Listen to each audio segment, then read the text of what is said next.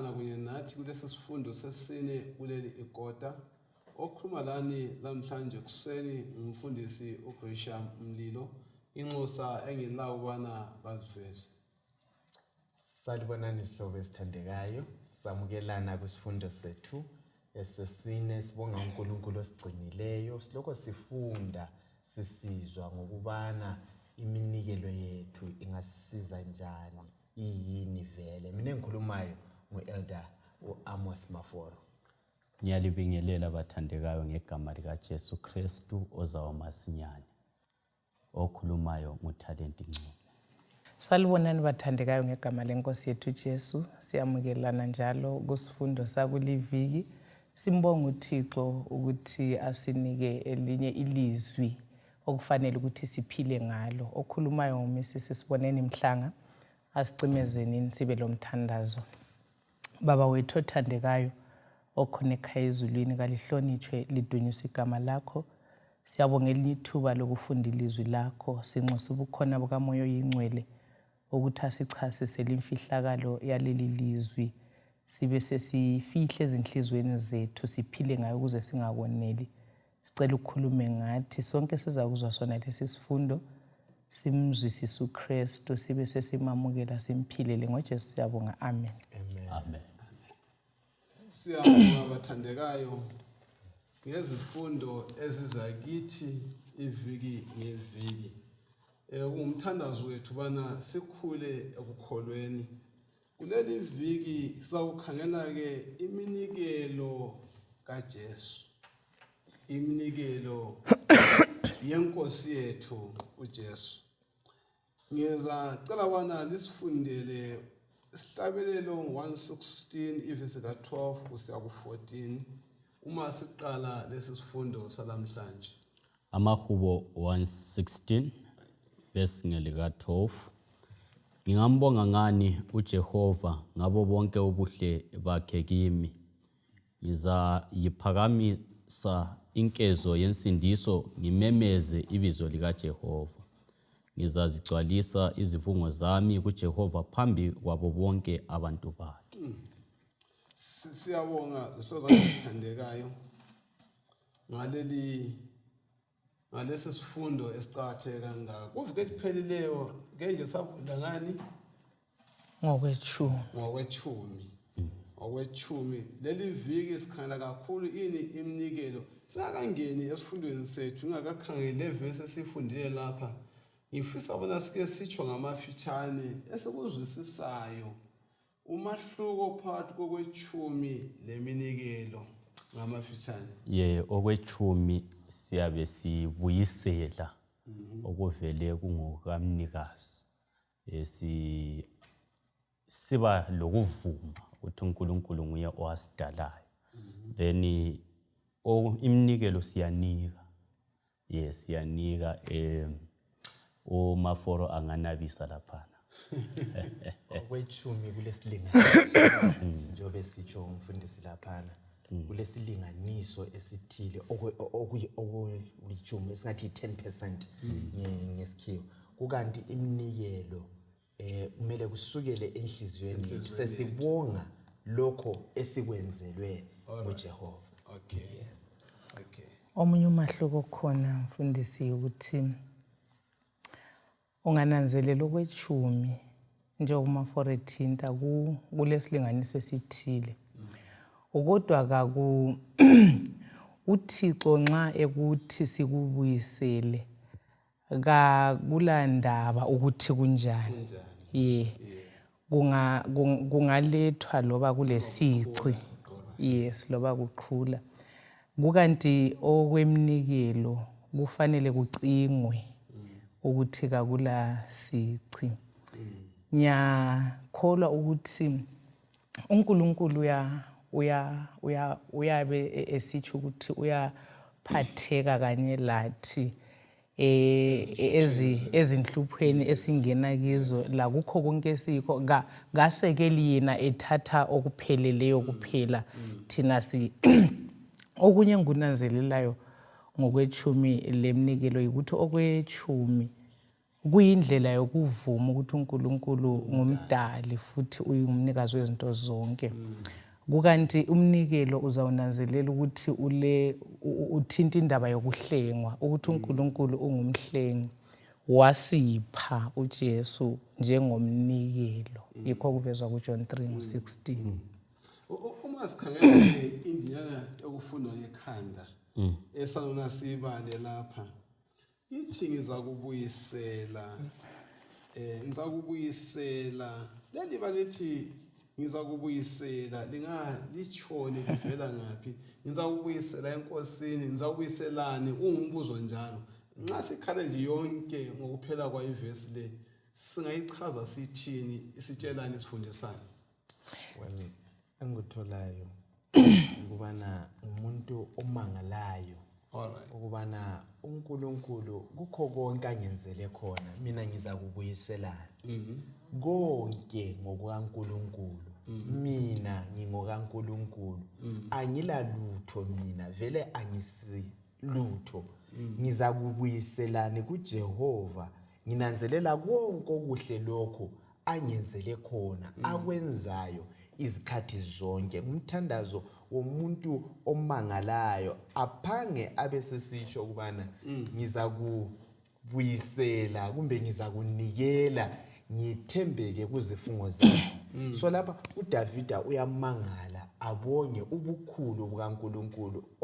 Isigaba lesi siloDavida yiso sikiso thina sonke ngoba uNkulunkulu usenzela okuhle mihla namalanga. Umaforo ungikhumbuza indlela uDavida akuletha ngayo laphana ku1 Chronicles chapter 29 sokulungisiwe impahla yonke yokwakha indlu kaNkulunkulu.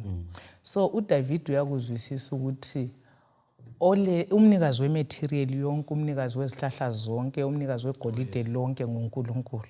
So kuverse 16 ngiyayithanda uthi wena nkulunkulu unguNkulunkulu, konke lokho esikulethayo ukulungisa indlu yakho kuvelela esandleni sakho, kungokwakho. So isihlabelelo lesi siveza ukuthi uyazwisisa, ubuze ngendaba yokubuyisela. Ngingakupha mhlawumbe impuphu isemganwini.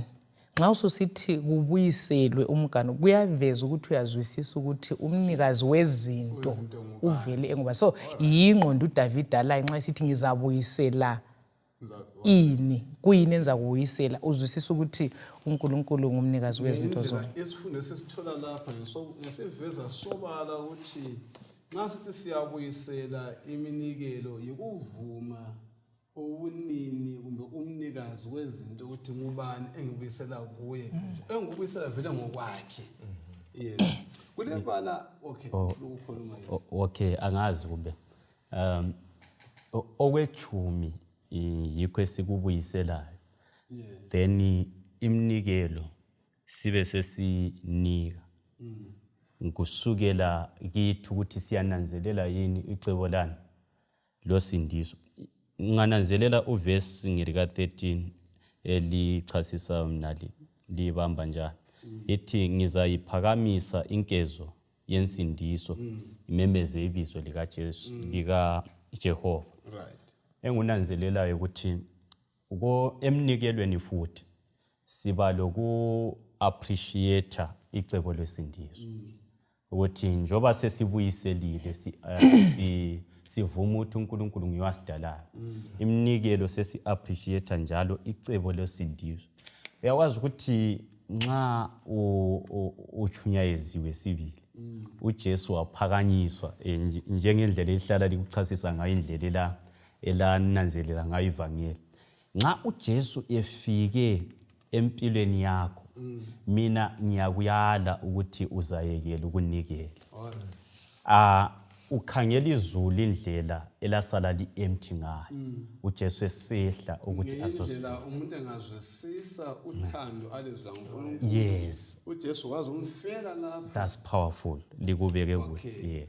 Awusozuyekela ukuthi hayi unike. Yes, ngibuyisele nginike. Yes, powerful. Ngama version la ehlukanayo. Amathi unika, amathi ubuyisele. Yes, powerful. That's powerful. Yes, siyabonga. into ekhulunywa ngoNcube laphana ikhona lapha ku-Councils on Stewardship ku-topic ethi free will offerings. Ithi labo abamukela umusa wesiphambano abasoze betshone bebuza ngokuthi ngipho kunganani. That's powerful. Bazafuqwa yilolo thando olwafuqa uJesu ukuthi kaJesu. So uthi bazazwisisa futhi njengoDavid ukuthi lokho abakulethayo kungeke kuqathaniswe lalokho uNkulunkulu abenzele khona.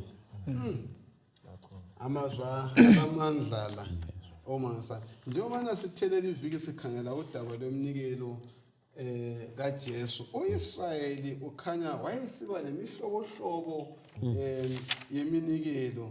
Yiphi njalo yayimeleni leyo mnikelo ngokuhlukana kwayo? Singayiqamba nje ngamafitshane imihlobo yeminikelo. So sike sibe banzi ekuzwiseni iminikelo ngokuya la imihlobo yayo. Kwakulomnikelo owesono kwakuthiwa isin offering. All right. Kube lomnikelo wokubonga, i-thanks offering.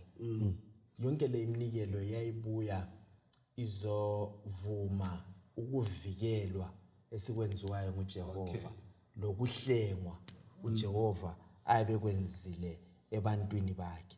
So iminikelo yonke le yayikhangelelwe kumuntu wonke, ocebileyo longacebanga, uthalekile ukuthi unjani, ngoba zonke lezi zinto ziyabe zenzakele kuwe. uNkulunkulu ukuvikele, uNkulunkulu ulawe, ukuhlengile, ukunikezele impilo.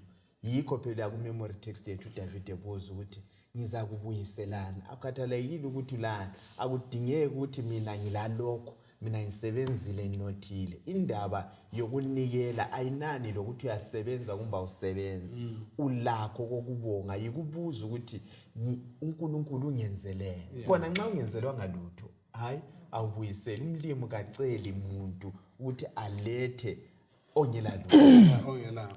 Kodwa ukhona yini maforo ongenzelwa ngalutho? Ukhona yini ongama athi kenzelwa ngalutho? So le kuyindlela yokuthi sim acknowledge uNkulunkulu ukuthi ezintweni zonke sidependa kuye for izinto zonke. Ongakunanzelela futhi khonokho utsho nguMrs Mhlanga.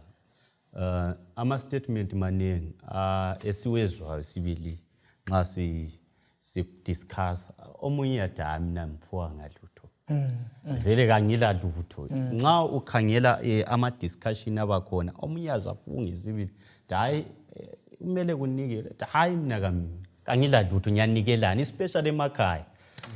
Uyezwa kwesinye isikhathi omunye athi thina shuwa liyasisinda emakhaya kulani khona kulani esilapho. So singancedisa njani? Uhlupho lwethu ukukhangela impahla okwedlula kunanza ukuthi ziningi izinto esingasenza siqumba ukubana sinikele umnikelo. Umaforo ukhulume kakuhle wathena ko-Israyeli kwasiba lomnikelo kanjani? Wesono. Umnikelo wesono owumele ukwamukela umusa kaNkulunkulu. Umusa kaNkulunkulu.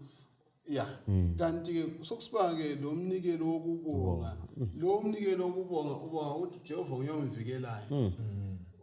Ukuvikela sonto ongayibamba ngezandla. Into ozibona ukuthi kunjani ukuvikele. Isibuso sokuphila, ukuphefumula. Abaye lokuphumelela khona abapase konke khona yikho kusenza kusiqhuma qhuma senjani kambe vele okuye kukhululisile lokusenza siqhuma qumbeke kuyini ake nimfundele u1 John 4 bese ka 19.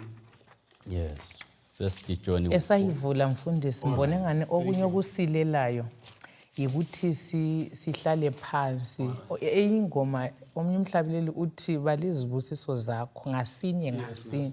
Uzananzelela ukuthi uNkulunkulu umkhulu onganani empilweni yakho. So kuzabuya enhlizweni kuphume ngentokozo la ngokuphuma ukubonga uNkulunkulu. Nxa uyakuthathe ukuthi ungenzelele lokhu lalo. Ngibone ngane zinenge izinto esizichaya indiva. Ezenziwa uNkulunkulu empilweni zethu singazinaki. Yikho sitshela abantu lokho kuthiwa uNcube ukuthi anilalutho uNkulunkulu mina kambusisa. So lezi zinto esizibalayo ukuthi impilo, i-good health, ukuphiwa imuli, izinto kumele uNkulunkulu simdumisele zona. Ungikhumbuza khuluma kudala. Nxa ekhuluma la yabona ikakhulu abantu abangapha kwelizwe nxa siqala inkonzo zethu ngamasabatha sasihlabele ingoma udumisani ungalalela ama lyrics engcwele athi dumisani uNkulunkulu osiphani izibusiso so ngesabatha nxa sela akuvuni ukuthi nxa sithi sidumisa uNkulunkulu osiphe izibusiso sihlabele bese singaphathanga siphume singanikelanga vele ukukhonza ngikhumbula uAbraham ukuthi yena mina nomfana sesiqansa indaba siyakhonza bese yanikela ndesiyanikela ngenye itopic yolunye usuku le kodwa ipoint esifuna ukuyilanda yikubana waye siyakwenza njani esiyanikela ekhonza so ukukhonza lokunikela kwahlukanayo uhamba ndawonye so zihlobo nxa sisiyakhonza kumpela viki sihamba silengise izakhi siza kuthinta la ukuthi uJehova kumhlangano yonke akula umuntu oyemela abuye ethi ngeke ukuthi chaza ungaphethe lutho andiyabona umele ubuye uphethe okuthile ukuthi into engumhlangano oncube lapha akuvumi akula vele ongamala ethi angenzelwanga lutho hayi abuyaphosisa bengisithi ungikhumbuza enye indaba ukuthi inhliziyo ifuqwa yini ukuze inikele kwesinye isikhathi abantu akulo kufuqa inhliziyo sibili uyabe elakho kodwa ukuthi akunotice ukuthi lokhu kumele ngiphe kungela omunye ndoda ukhuluma indaba uthi yena kwaficakala umuntu esefakwe lamaphayiphi ukuthi aye endlini encane esehluleka ehamba ebanjiwe ukuthi aye endlini encane uthi yena omunye wezwakala esithi ngiyambonga umlimi ngoba mina endlini encane ngifika ngiyenze kuhle ngingela ngisho phayiphi ngiphume ngumuntu wayesebone empty yothando lukaThixo lokuthi wayesebonga azabonge lokuya endlini encane so kwesinye isikhathi kakule sikulondayo khona ukuthi silezi lapha siyakhuluma yesibusiso esikhulu omunye kalakho ngakho kakusoze usivumele ukuthi sesibona iprivilege le ngesabatha sihambe singela lutho ungikhumbuze enye indoda othe yahle yatshela ngodokotela ukuthi wena inyanga kayipheli ungophilayo umkhuhlane lo uza kuthatha nje yafa yaphela inyanga kwangena usuku olulandelayo kuthiwa evuke ekuseni athi ngiyayibonga inkosi ngamhla lokho ngiphila nxa ngikhumbula ngibona sokwedlule iminyaka engaba yisithupha elokho ephila but daily ukhumbula akutshela ngudokotela ukuthi awusozuphile uyibonga njalo nje ini inkosi into zesiqumba lezi akusifundele uFirst John 4:19 sizwe ukuya phambili okusiqumba kakhulu bana sinikele iminikelo yethu siyathanda ngoba yena wasithanda kuqala indaba mfundisi isekuthini owaqalayo mbani thina ngesikhiwa siya responda kulokho esikwenzileyo kunje ngentombi kumbe umama emshadweni uyaresponda ethandweni lelahande mhlanga olwaqaliswayo mhlanga wena usubuyisela usamukela so indaba le okusifuqayo yikuthi yena nguyaqalayo kuJohane 3:16 umuntu walithanda ilizwe kangaka wasenikela umuntu oqalayo ukunikela ungaya kusambulo 13:8 yokugcineni kwakhona uthi yena leli wundlu lahlatshwa ekudajulweni komhlaba so uJehova nguyaqalayo ekudajulweni wahle wanikela okwenzakalayo kusukela manje kuze kuyekupheleni kwesikhathi yikuthi thina sibuyisele lokho asenzela khona yikho subuza njengoDavida ukuthi ngizamnikezana ethintwe nguncube lapha ukuthi izulu kuthiwa heaven emptied itself izulu lachitha konke elalila ngoba kuJesu yikho konke khona pha udalwa lathi siphila sinje nguye so uJehova wanikela so thina sizakwenza sibuyiselana akuvumi ukuthi sibuye silengise powerful ikasiprove ethando sipha ngoba singamaKristu hathi ukuze sibe ngamaKristu sipha ngoba sathandwa kumbe sipha ngoba yena wasithanda hathi ukuze sithande ukuze siprove something fana le ntombi kodwa khonapho ngaba le ndlela silunga ongaveza ngaluthando lwakho ungaphanga Siyabonga. hayi akuhambi kufana le ntombi mnali uyabona xa uzwisisa iprincipe yokunikela even usenza izinqumo ngeminye imingcele yempilo kawuphonga ulahleka intombi wonke amantombazana agcine echiyiwe ngamantombazana avuma ukuphuva uthando njengentombazana kakumelanga uphuve uthando uthi uthiwa yenza lokhu ukwenze ukuthi mbone ukuthi uyanthanda when you respond yena kumele ayenze konke okwenza ukwenza ngoba ijaha lakuthanda hathi ukuze likuthande ungabona ufuna ukwenza ulutho ukuze ijaha likuthande sokule problem umthengele lokhu ukuze kuthande uyenze imininingwane ukuze kuthande kuyabe sokule problem so intombi kayiprove ithando yenza konke kwenza ngoba ithandiwe kusuka kuyo so kumele sikuzwisise ukuthi uThixo ufisa ukuthi siphe ngoba yena wasithanda hathi ukuze simconvince ukuthi asithande wasithanda kudala kanti vele khona ukubuyisela iminikelo ngokuzidela kwenzani kwethu impilo ekungeneni kwesono mfundisi anti uGenesis usitshela ukuthi umuntu wadalwa ngomfanekiso kaNkuluNkulu lesimilo sakhe sasifana lesikaNkuluNkulu so ukungena kwesono salahlekelwa yilokho ekade sikho khona uNkulunkulu luthando so imvelo yomuntu ngokungena kwesono uthando lwahlelwa ngabi khona so uNkulunkulu afuna ukukwenza ngendlela le yeminikelo lokwe yikuthi aselaphe isifo esilaso esobumina lesobugovu lesokugodla ufuna ukusibisela ku likeness ufuna ukusibisela esimilweni ufuna ukusinika iChrist likeness ukuba njengaye yikho afuna ukusibisela so indaba yeminikelo ngeyokubenefita mina mKristu mina emphayo umlimi athi ngiphe kuba kimi ngiyelatshwa umkhuhlane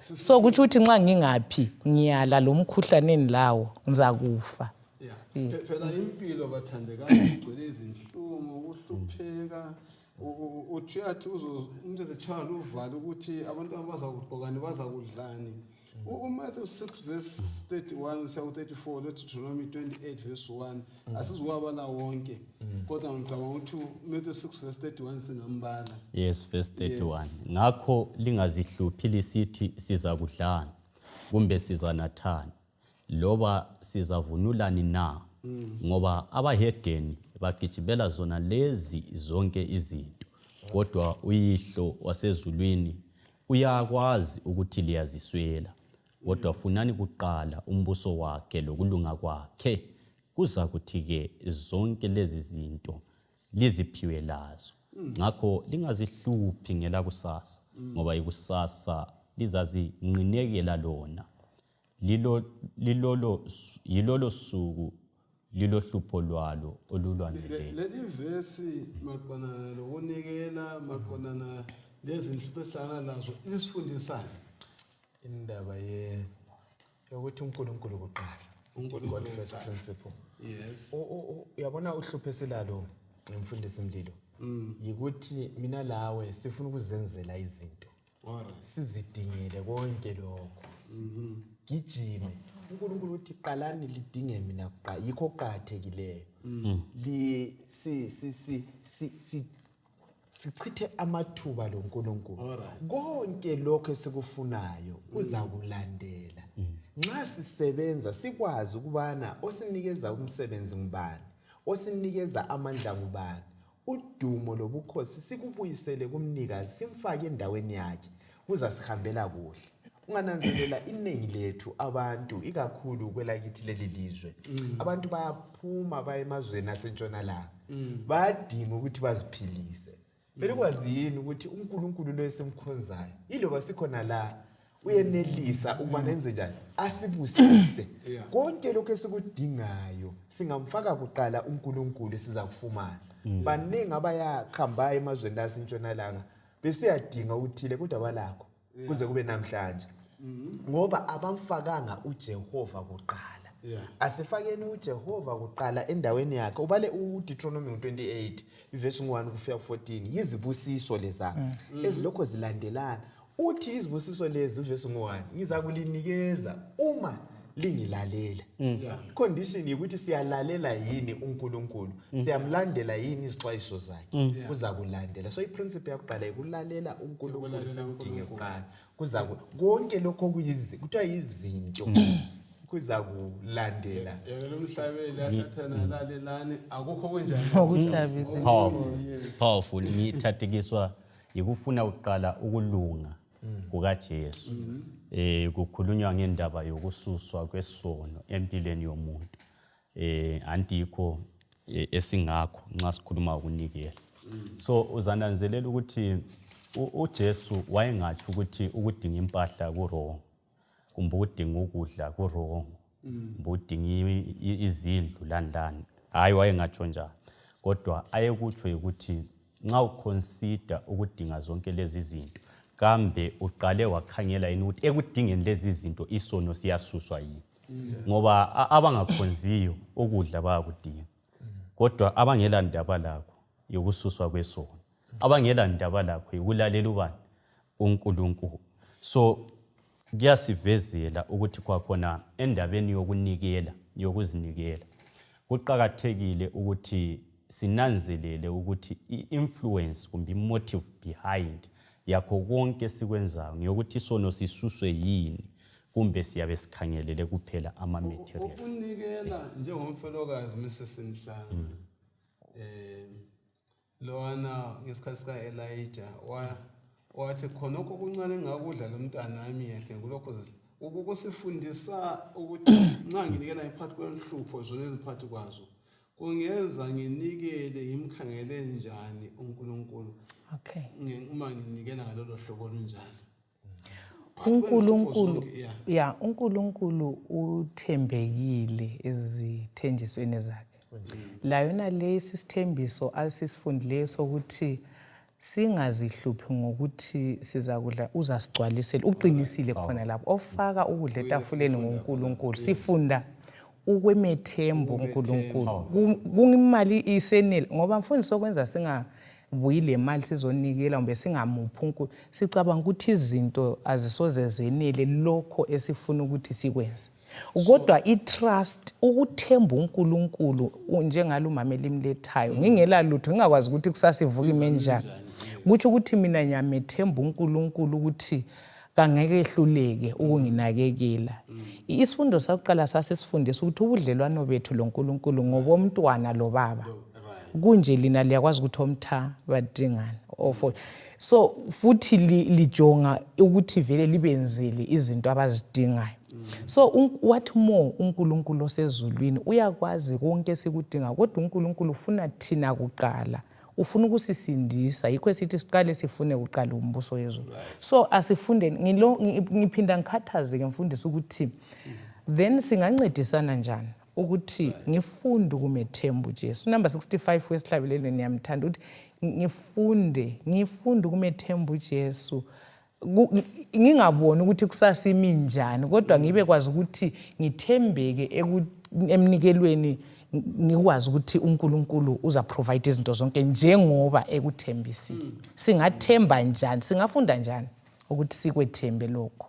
Asikubambeni njalo lo mbuzo. Angeke ngikhangele u2 Corinthians 9 verse 6 usiya ku7. Utshona uPaul ngalamazwi lapha ethi khona ilola lo kanikele njengalokho ezikhethela khona enhlizweni yakhe.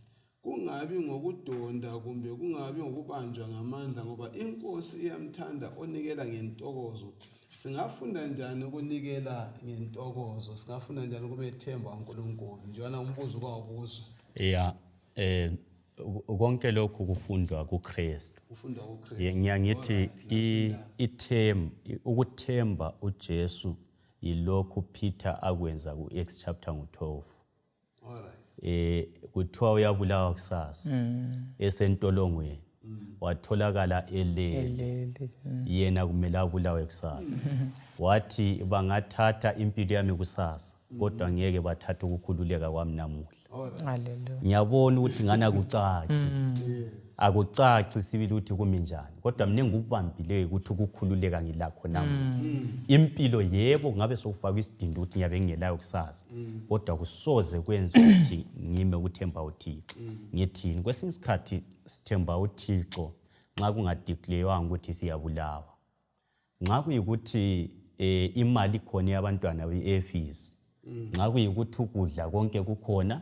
Nxa kuyikuthi yikho thola khona abantu behlabelela mako bonga inkosi ngekwe zileyo yatha ngoba izinto zonke zikhona bathi kungadeclare ukuthi uyabulawa ukufaka entolongweni ifizo iswele ukufaka entolongweni lokho ukuswele abantu abaningi sande ukuthi sibe lama strategies ethu aphuma icebo likaThixo. So ukuthemba uThixo ukuphila phakathi kwesigodlo okuso ulentokozo kwangani kawuchaywa ligagazi kodwa likuchayile. Yikho ukuthemba uThixo okupheleleyo ukuthi lapha iziphepho zikhona zizokunyikinya uJesu ayalelo kelawo. Mama Fula akusitshele lapho ukuthi utshoni ukunikela ngalokho ozikhethela khona enhlizweni yakho. Leli bale ngalicho okuzike kangakanani. Indaba yokunikela vele isukela enhlizweni. uNkulunkulu akuloyisayo ukuthi abantu banikele kusukela banikele inhliziyo zabo kuqala bese beletha ngoba inotho kumbe imali engilayo lapha inhliziyo kusukela enhliziyweni nami nxa ngingafuni ukwathinta umhlanga ukuthi indaba yokudila lobugovu nxa kungasukelanga enhliziyweni yami ngingafuni angisoke ngiyikhuphe kumbe uthole abantu sebebanjwa ngamandla ukuthi banikele. Ungabona sesibanjwa ngamandla ukuthi sinikele kumbe kwezinye indawo sesithathelwa imali ukuthi ngiyomni akusasukele enhlizweni. Lo Jehova kakuyamukeli ikho kukhulunywa ivesi la ukuthi kafuni umnikelo umuntu okhononayo okhulumela imali yakhona kumbe ofoswayo ayilethe. Kumele kusukele enhlizweni sinikele esikhululekile ngoba imali sikhumbule inotho le esinikelayo le iyasebenza umsebenzi wevangeli. Siyabonga ukuzwa lokho ukuthi akuphumi ngapha enhlizweni yethu. Pho ke isingazo semnikelo ingabe ingakanani uthi Deuteronomy 16 verse 17 usichaselani lapha? Deuteronomy Mfundisi esafudla ivesi ukube mphendula umbuzo wakho. Isilinganiso ngizwisisa mina ukuthi akula silinganiso. Kuya ngokuthi uNkulunkulu wena umthando kungakanani futhi ufuna ukuthi uexpress okunjani.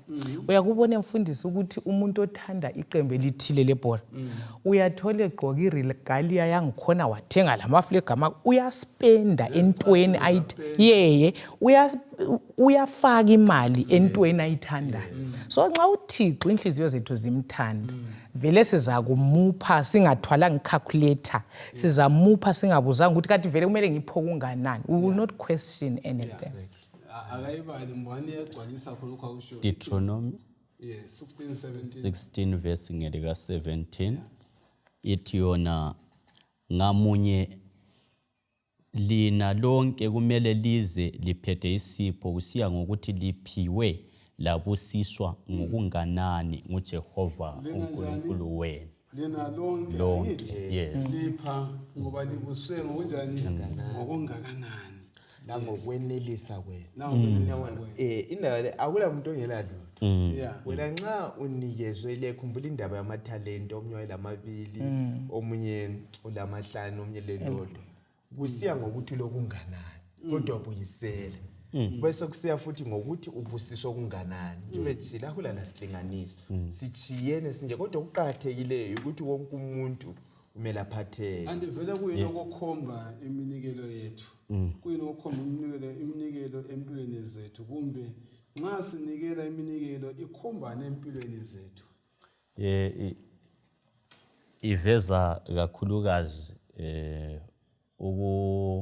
bazagcwalisa abanye uku appreciate ukubonga yes ukubonga njalo lokuzinikela kwethu Lokuzinikela. bazaqamba okunye. Then engunanzelela okunye ngokunikela la nxa sikhuluma ukunikela ngendlela obusiswe ngayo.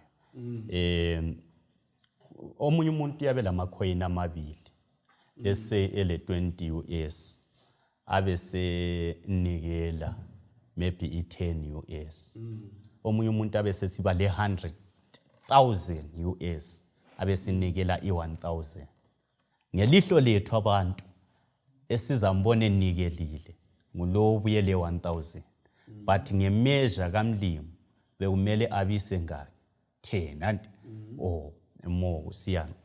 So ngizama ukuthi isilinganiso sethu kasingabi ngesicina sisenza even umuntu oledola ayehlule ukubuyisa ngoba sithi bakithi 10 cent ya izathiwana. Kodwa kukhona okholakho ngabe usekhaya thengisa imfushwa yona liyana, thengisa amabele yona lawana, $5 yona liyana, khipha kukhona okyana unike kumlimo, umlimo kugcizelele kugcwalise kuqinise ukukholwa lothando ovele ulalo. Siyabonga ukuzwa lokho ukuthi kuyikubonga lokuqinisa uthando olalo. Kanti uNkulunkulu uvele ngombhadala vele. Lapha sesibuyisela yikubonga lokhu uNkulunkulu asenzele khona izipho zakhe usindiso la indlela asigcine ngayo yikho esikwenza ayisikho kubhadala lokhu nizakufithizela uNkulunkulu asilodlozi ukuthi uyabuya usizothethela ukuthi ufuna ukuphiliswa yithi uthi uDavid uma benilambile bengayicela wena mina ngilezi inkomo kumaqaqa ayinkulungwane angiyekucela wena nxa ndilambile. So yonke limnika akuphathisi Jehova ngalutho kusiza mina njengoba sike sathinta ubugovu kwelapha mina kuhambise ivanye uNkulunkulu lendlela eziningi zokuyenza wona lo umsebenzi. Ngiyaxolisa ukuthi uvuse lokho okunithathekisayo. Uyakwazi ukuthi into ibeka lo ozondayo ngoyabe ngela lutho. Ozondayo nxa engaphiwanga ngongela lutho. uNkulunkulu kaswelanga lutho. uNkulunkulu lakho konke. That's why angazi abamadlozi bangangiqondisa kuloko. Kodwa engunanzelelayo ukuthi kwesinye isikhathi maybe principle yokuya ukuthi abadala sebezondile kasibaphele ibuyela kukhona ukuthi abantu vele bacabanga ukuthi they can do something for i-higher supreme. Anti babe amadlozi kuyabe kuthiwa you are the higher what authority. So uNkulunkulu kakho njalo kasiphi ukuze simbambe ingqondo ukuthi ayenze intando yethu. Yikho kusukela khona futhi umfundisi wami nxa le indaba le ibambe inkolo eziningi ngoba yikho kusukela khona le manipulative preaching ukuthi abantu ngiyabachumayeza mbatshela ukuthi linganika so uNkulunkulu uzalipha unganika 1000 uNkulunkulu yakupha 100,000 nganika inkomo ezingu7 uNkulunkulu yakupha 20 nganika imoto ezingu5 abaningi balahlekelwe inotho ngenxa ye manipulative preaching. Nxa singakuzwisisa yebo nxa singakuzwisisa ngi-answer umbuzo wenu wona nxa singakuzwisisa ukuthi sibuyisela ngoba uNkulunkulu esiphile not ukuthi aze asiphe not ukuthi siyambhadala not ukuthi siyamanipulate sibuyisela ngoba yena esenzele. Ngiyabonga abana sizwisisa ukuthi uNkulunkulu kasenjani kasembhadala akufundele Deuteronomy 16:16 sibona ukuthi kanti vele yona iminikelo iyikwenzani kwesikhathi ubona ngani ukuyabhadala uNkulunkulu iyikwenzani. Kathathu ngomnyaka wonke amadoda kumele aziveze phambi kukaJehova uNkulunkulu wenu endaweni azayikhetha edilini lomkhosi wesinkwa esingelamvubelo, idili lomkhosi wamaviki kanye ledili lomkhosi wamathabanekeli. Nxa wayesenza njalo besiyaziveza maforo kambe babehamba besiyahlabela kuphela besiyawuzulizwa kuphela besiyathandaza kuphela kuyini okugoqela inkonzo epheleleyo. Inkonzo epheleleyo igoqela ukutatishwa kwelizwi, ukukhuleka, ukuhlabelela kudunyiswa uJehova, kube leminikelo. uJehova uthi ngeke ngithi cha senza kuphinda lokho ngingaphethe lutho hayi ngoba kukhona engiphathise khona siyapha nje ngoba siphiwe angithi bene kukhona esikuphetheyo bese sigodla so inkonzo epheleleyo loba sisiya ngamasabatha ungahamba uphenduka uphanga inyanga iziphela uphanga iqiniso likhona awukhonzanga ukukhonza okupheleleyo kulomnikelo phakathi yikho kwakuthintwa lezi nkonzo khathesi ngesabatha even sisiya khona kuma camp meetings kulomnikelo okubonga asambeni siyebonga Jehova ungcinile umnyaka wonke lo kweza kwafika sona lesi sikhathi iphinde njalo leyo sibonge meetings singakhohlwa uloze njani okubonga so ngalonto lokho kuyakhohlakala lokho kwenza hayi sokulibaleka sibili kodwa ukubonga kunceda mina kusuka lapha kudila lobugovu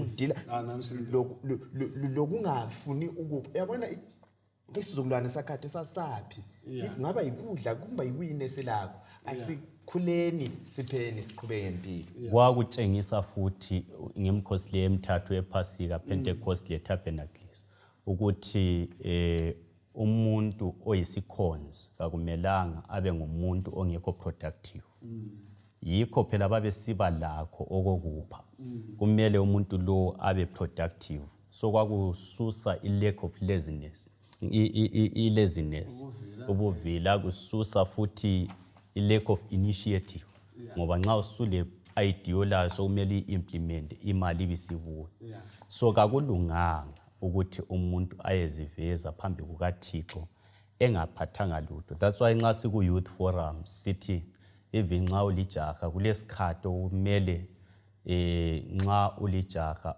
uthi nxa ubuya kuThixo uphethe something ungekho singlis uthethe ukwenza njalo kukhulisa njani ukholo lwakho kuyakuncedisa ukuthi the more usipha kulento enzakalayo natural enhlizweni yomuntu eyenza ukuthi kwakhona unanzelela ukuthi akusuki kuwe kulalo omkhulu okuphayo so kuyasincedisa nje siyabona ngithathekiswe futhi ngibuyela emuva kancane ngamazwi mafora kawatsho ukuthi akukhonzeke kungela njani kungela mnikelo awukhonze ngela mnikelo kanti bese okwenza siyekhonza bese simhlanga njalo ke watsho ukuthi uNkulunkulu ufumana asekuyisele esimeni sokuqala kungenxa umnikelo kumele ube mqoka engqondweni zethu sicabanga ngoJohn 3:16 uNkulunkulu wasithanda singamazi so nxa sisiyakhonza siyaveza umafori kwathinta lapho ukuthi kuyikuresponder vele ukunikela kuyikuresponder ethandweni lolwesithandwe ngalo so akula thando olungala action so nxa sisiyakhonza uNkulunkulu sikhonza uNkulunkulu esimthandayo esiresponda esibisela uthando kuye so sizahamba silolutho oluveza ukuthi siyamthanda yikho ukukhonza lokunikela kuhamba ndawonye kungeke kwehlukaniseke anje ngize lapha kulabantu bathandekayo abathi nxa ezikhayeni sechechi uzibone ngaso umuntu yalutho abe sebona ezikhulu ezikhona echechi abakusebazuza imali abone kuyiba abantu nxa bese yakhipha imali eziningi yena ezibone ngane singabancedisa njani ukuthi bananzelele ukuthi bona labo ngokwabo abanakho kokhona kuqhakathekile kuNkulunkulu akuyi ngokuningi kodwa kuya ngani kawuchasiswa ngemali olayo ivalue yakho kayibuyi ngemali eningi kumbe ngenkomo eziningi ivalue yakho ibuya ngokwamukela uKristu xa usiyamukele uKristu materially ngenzakala ukuthi ungalingani labanye kodwa under icebo losindiso lonke liyalingana uNkulunkulu uyananzelela lanxa ngela lutho ngumfelokazi yes nxa ungumfelokazi olakho yebo ngabe kungalingani labanye abanye abafelokazi balezinto balenotho edlula abantu abahlala bebabili So ngiyakukholwa ukuthi nxa ulokuncane lakho uyananzelela ukuthi khonokho uThixo kumele nali. Yakwazi ukuthi i-challenge nga kwesinye isikhathi isuke ibe zintshumayelo zethu eyenza ukuthi abantu bengafuqeli ukuthi banikele. Ngahamba ema-church amaningi uyezwa ilanguage yokuthi hayi bathandekayo siyabonga abanikelileyo ngemali abakhiphe lokho abalapho, siyabonga labanikela inhliziyo. So kungani kulokunikela inhliziyo kulokunikela imali. Kukanti ivangeli esilitshengiswa lapha ngelokuthi akula muntu onikela inhliziyo leyi esemzimbeni le, sinikela imali. Come on. Exactly, lichaya kuhle. Unikela imali ngenhliziyo yakho yonke. Unikela amazambane ngenhliziyo yakho yonke. Unikela lokho kunikelayo ngenhliziyo yakho yonke. So uJesu kakhangelanga inani kodwa uyananzelela inhliziyo yakho. La nxa uyiletha kaningi kakhulu kodwa inhliziyo yakho ilana ukuziveza awutsho lutho. Injongo injongo yokupha uJesu kumama lo elimthinta kuMark 12 kuthiwa waye elokuyindibilishi. Kuthiwa wangani futhi uyacatsha. Ngoba wayewazi umumo khona even kuma worshipers ukuthi sikhangele kwakukhangelelwa imali ezinkulu. Yena wacatshe khoneni uthe ukuthi wayiphosela wahle wachicha wahamba. uJesu wamnanzelela. So injongo yokupha kamama lo ungayifunda kuhle ithiwa wapha kukho konke ayikho ayelakho. But abanye laba babeletha amagqibhagqibha ngababecuphe bachiya. So umama lo wathanda uNkulunkulu ngenhliziyo yakhe yonke. Yiyo uJesu into ayidinga kithi. Yikho esithi unikele okudlula bonke laba babise bachiya. Into eyingozi esila emabandleni ethintwa ngumama lapho umhlanga indaba yenjongo. Injongo anti yaziwa nguwe lo Jehova. Kodwa thina sikubona njani? Okuqhakathekileyo okumele kufanane. Ingozi esesila emabandleni ukuthi sifuna ukufananisa ukuthi sifanane sonke. Sinikele okufananayo. Asikhiphe ama-$, sonke, asikhiphe ama-$10 njengezimuli. Ayisilo cebo lezulu. Icebo lezulu lithi lona ingqondo yokusacrifice kumbe yokunikela imeli ifanana esithi equal sacrifice. Ama-amounts echiyana njoba echile ukuthi abanye babecupha bechile okunye bacuphe lapha abachi kodwa ulethile yini konke kuJesu. Inhliziyo yakho waletha la lokho olakho. Iningi lethu asakhe amabandla asenelisi ukusustain ama-programs e-church. Ucine sokumenyezelwa sokudingwa ukuthi sisichaye izimali zokuhambisa umsebenzi wethu. Kukanti into befakile osithi systematic giving offering system yokuthi wenelise ukuthi ingatsha zonke zithole ukusebenza. Le mali yakho iziyefika khona le Ukraine okulezimpi ngendlela esiyabe sinikele ngayo. So asiphendukeni silungisiseni senzeni ngendlela umlimo afuna senze ngayo. Sinikele ngendlela umlimo afuna sinikele. Singakhanyelananga ngobathi siyamangala i-amount ukuthi lo ukhipha imali enganani. uJesu uthi lo uyokhiphe konke. Uyananzelela futhi okuqhakathekile ipoint esilayo ukuthi uJehova uyananzelela lapho esikhipha khona. Okunye emfisa abana sekunanzelele nesekuthinte lapha ngamafitshane nje kodwa ungakhangela Acts 10:1 usiya ku4 kuxoxa ngenduna yebutho la yaseRoma. Uthiwa yethikelwa zingilosi.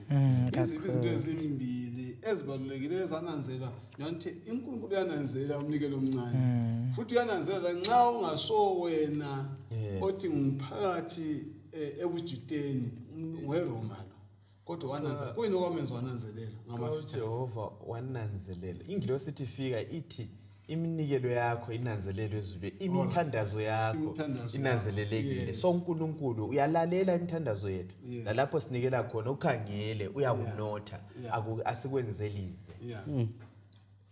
Kumele sikhumbule kakhulukazi ukubana konke ukunikela kwethu kuyabhalwa njalo ezulwini ebhukwini lesikhumbuzo.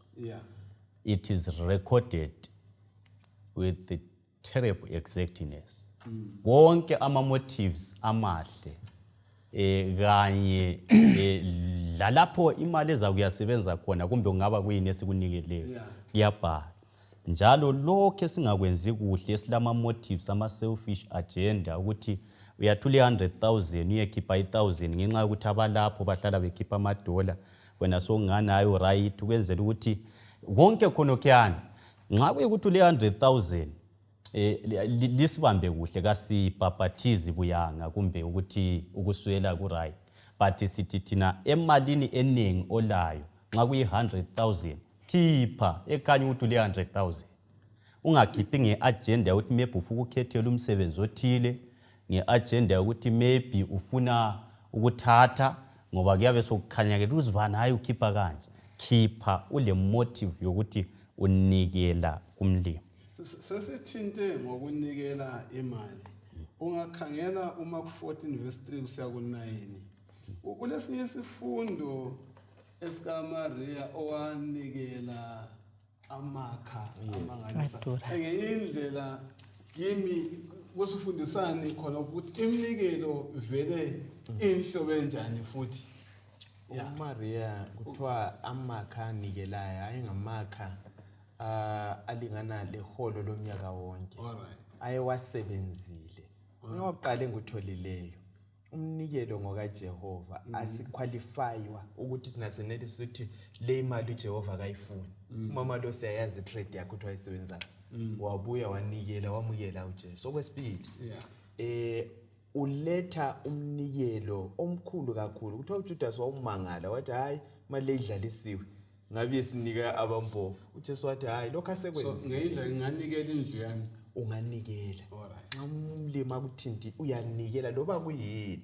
lapha sifundiswa ukubana kuthiwa kulokunye okuthiwa ngama-assets esilakho izindlu ama-plus kumbe kuyini esilakho okunye okungaso kuthiwa i-movable property senelisa ukunikela sikulethe evangelini kusebenze siyambona lo Barnabas kuthiwa wanikela le plus lakhe andiyakubona kusebenze emsebenzini wevangeli uJehova utheni uthe umhlaba nokugcwala kwawo kungokwami so lakho nalokho njengoba sithintile sibuyisela kumnikazi ayisikho kwethu ngibona into eqhakathekile ukuthi lanxa ngilempahla yami ngiyinikele enkosini enqasenza kufa ngihle ngiche bhali wile ukuthi lokho yakunikela ngapi enkosini ungavuka ekufeni uthola sekunathelwa khona kuleyo ndawo ongayinikelanga enkosini uyakwenza esenzobani angisho ukuthi sengikwahlulela kumbe hayi kodwa nibamba leyo ndaba ukuthi la ngempahla singanjani singanikela yona sesizwe ngoBarnabas ukhona lokwengeza kulokho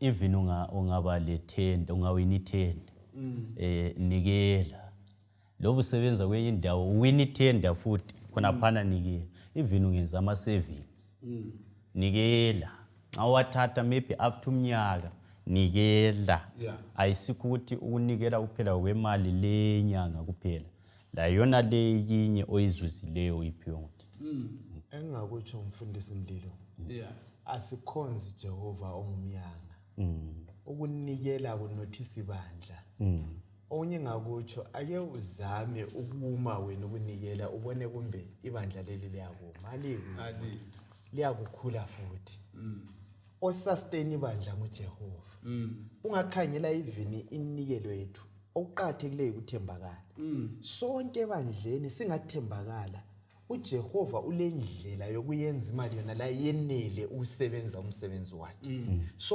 okuqhathekile ukuthemba ayisikho ukukhipha imali eningi lokusolana asithembakaleni kuJehova kusiza mina kusiza wena kungelaphe ubugovu so yindaba ekhona ngicabanga manje ukuthi uma siphetha isifundo sethu ngamunye wethu ngamafitshane kasitsho ubana kungenxa yani umnikelo wokuzidela uqhakathekile empilweni zethu kwenzakalani kithi ngale iminikelo esifunde ngayo saqala khona ngapho abese sicine esikhulekela ngakho mntwana amen nxa sizidela sifunda ubuNkulunkulu silungisiswa sifuze uJehova uJesu ngokwakhe kuFilipians 2 kuthiwa owathi nguNkulunkulu wangayiboni nje into yokupha wabuya waba ngumuntu wazehlisa siba lobunkulunkulu kithi sifuze umdali wethu sibuyiselwe lapha esasuka khona.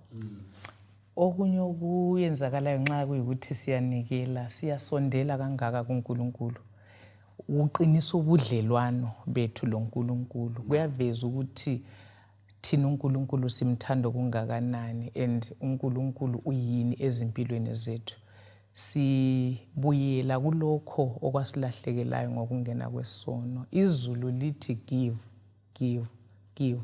uSathane uthi get. So siyelatshwa umoya kaSathane owasehlelayo sibe sesibuyiselwa ekufaneni loThixo.